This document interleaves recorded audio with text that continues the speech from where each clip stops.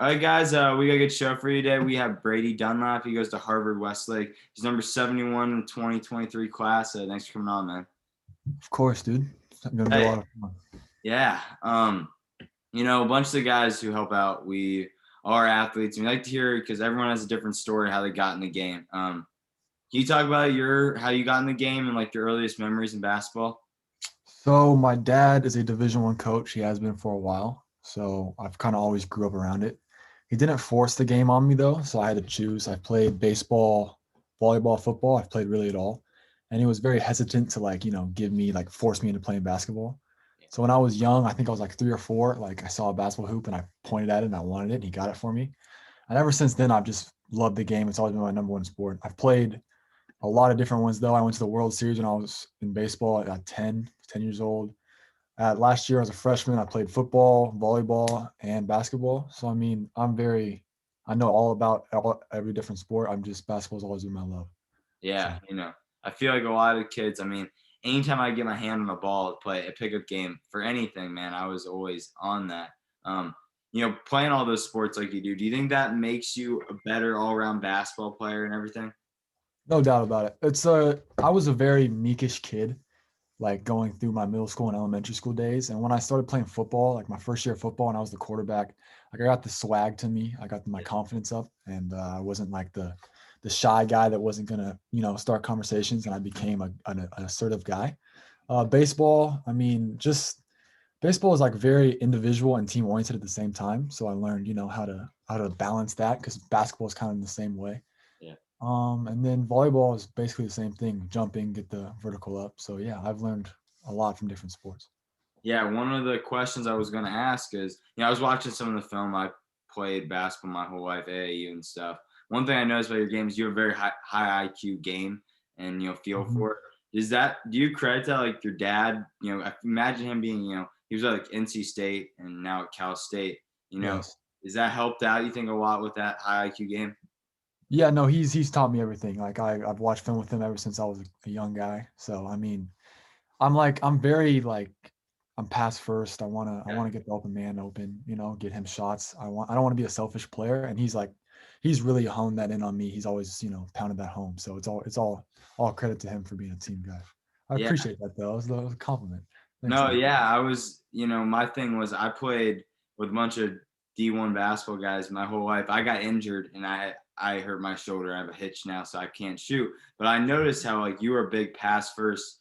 I saw how you would read the floor well on different things. So I had to ask about that. Your team is still in the playoffs, right? Yes, we're in the open division, so it's like the highest level for 15-3. I California. saw you guys won a couple nights ago. you know, how's the season gone as a whole, you felt? And, what's like ahead for the next game for you? So we started off the year and I couldn't play because I transferred from a less powerful school last year. So I couldn't play like the first 8 or 9 games. Like going into the team, like they took a couple losses when I was out. So like coming in and like how they were established, it was hard to find my role. But like ever since like the last few that we lost to Chaminade, which was a bad loss, and then we bounced back and beat Etowanda. And then ever since we beat Etowanda, who's a top ranked team, we've been on a roll. Like the chemistry's going good. We're finding our groove. So it's Yeah. been a lot of fun lately. Yeah, it was kind of funny. You transfer after your freshman year. I did the same myself. Um, why did you feel it was necessary to transfer from Hart? Was basketball a big thing about it? What was the thing for you? It's mostly basketball, unfortunately. And the education at Harvard Westlake's better too. Like Harvard Westlake was just a good move It's a great in school. general.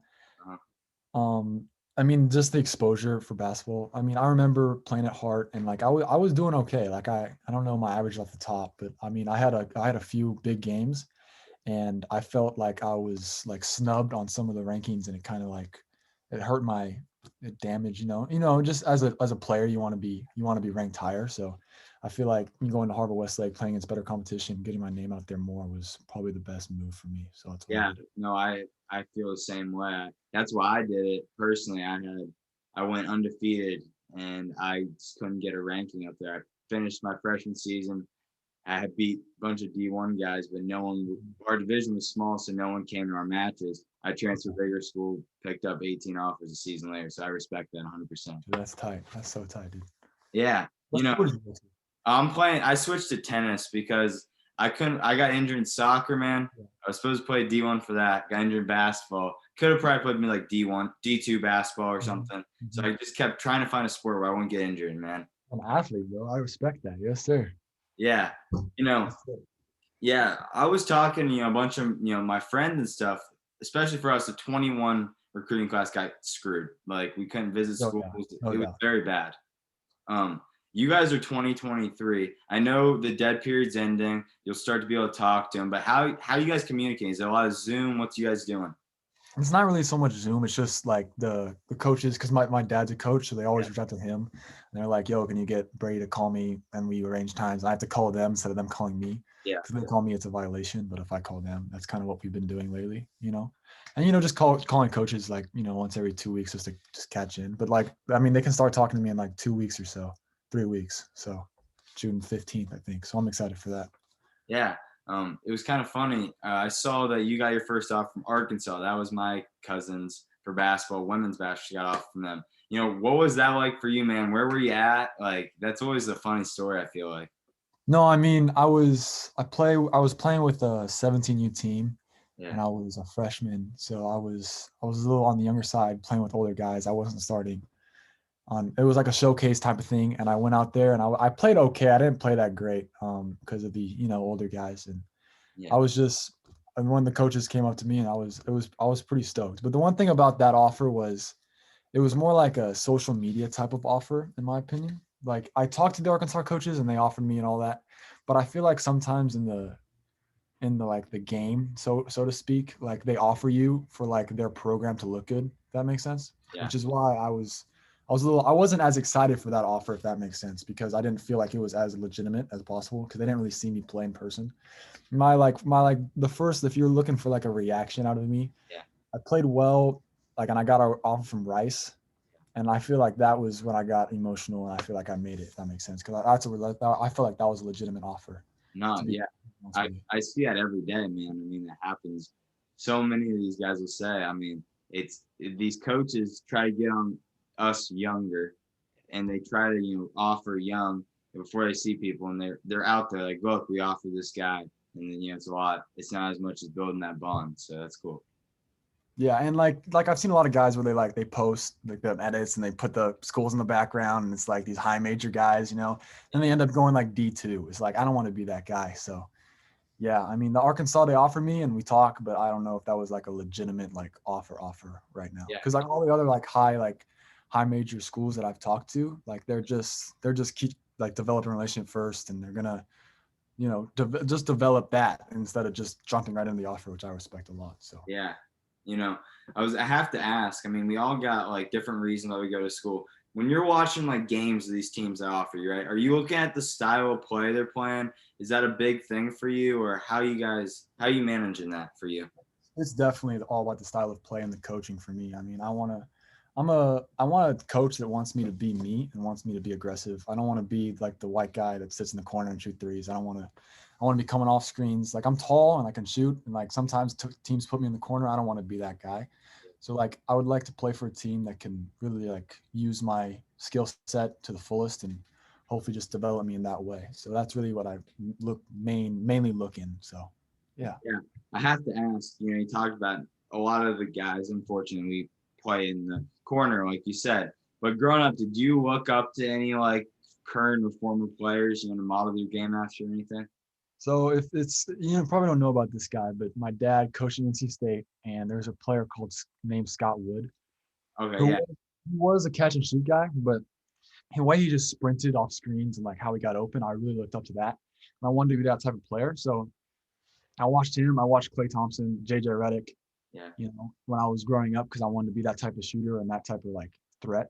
yeah, And like, but like recently, like I've been like, okay, well, I feel like I've gotten that skill, not to the fullest, obviously. I yeah, mean, obviously, I always get better, but I feel like right now I want to be more like a Tyler Hero type of player as opposed to yeah, like a Duncan Robinson, where I can like dribble and come off screens and be like more of a point guard. So that's yeah. what I'm. Yeah, I have to. You're talking about like what you're working on. COVID gave you a lot more time and stuff. During that time, what was the big thing you were working on? Was it a lot of weight room stuff, or was it what was it?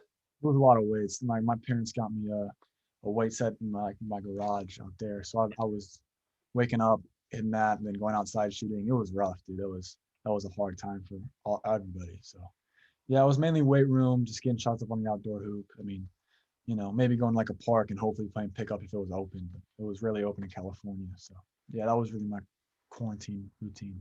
Yeah, we had one in Columbus where I live by Ohio State. We had one court open. I swear, some of the best hoopers I ever seen in my life came out that park.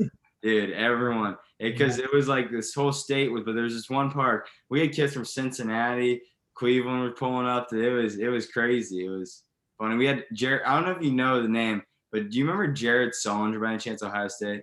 I don't know. Okay, he ended up playing like China, but he's like a professional hooper. He was out there. I was like, holy crap, this dude's like playing in China. He's like, Yeah, oh, I actually I played in like a Mormon church, like they when it wasn't, legal, but we were yeah, in there. So many pro hoopers, dude. And they're so nice. Like I know. it's crazy. Yeah, it was the greatest guys. Someone that has never seen you play, man. How do you think they like this? How would you describe your game to them? Like, what's the big thing they're gonna see from you? It depends on the team and the role that I've accepted personally. But if I'm on a team where I feel like I can really go and got that green light, I would describe my game as like I'm a shooter, I'm a knockdown in my opinion, but I can also I'm underrated. I'm an underrated driver. I can pull up. I feel like I have a lot of like weapons in my arsenal on the offensive end. Yeah, That's how I would mainly describe myself as a shooter, shot creating type of player that can also pass. Like I love to pass. yeah. And then on the defensive end, I just need to get stronger. Like that's really my main weakness. So that's how I would, yeah. All right, final few questions. You talked about being that team player and stuff. What do you think you value most in a teammate? Somebody you really want. I mean, off the court, I just want to be boys with them and have that chemistry. I feel like once you're off the court and you're really good friends, you're playing on video games and going to parties and Yeah, not parties, but just going to hang out and like get-togethers type thing. And, of course. it's fun to like get that camaraderie with him, and then once you get that camaraderie, you go on the court and like you guys are just vibing. You guys pass, you makes it. You guys get a little together. You're celebrating. That's what I value the most. You trust them a lot more to make certain plays. You know where they like the ball a little bit more. Different things like that. Exactly. I have to ask. You grow up in a coaching family. You probably heard a lot of good advice. What's the best piece of advice you think you've heard to this point? Probably. My dad worked with Mo Williams at CSUN, and he's obviously with LeBron All-Star, that type of player. And he was talking to me and my dad. He was like, every great player that he's known has sacrificed something. And I mean, you can sacrifice girls, you can sacrifice going to parties like those drinking, those rages and all that. You can sacrifice a whole lot of different things. And I feel like I really took that to home. And like I've been sacrificing over the last 2 years different things. Like my friends go to hang out. I'm like, no, I gotta work. So Yeah. I mean, just the sacrifice is probably the biggest advice that I've ever gotten so far. Yeah. I respect that. A lot of people. That's the hidden thing. There's a lot of things everyone's like, oh, you're at the top of the pedal, like the pedestal. But there's a lot of things you give up to get there. Final two questions. So when you're on the court, right? Do you know when it's like your night? Like you feel like, yeah, this is a good game for me, or no? Does that not happen? There's no doubt about it. I mean, there's games where like you're in the warm ups, you're not missing a shot. It's gonna be a good day, Sometimes it's you're missing, and it's.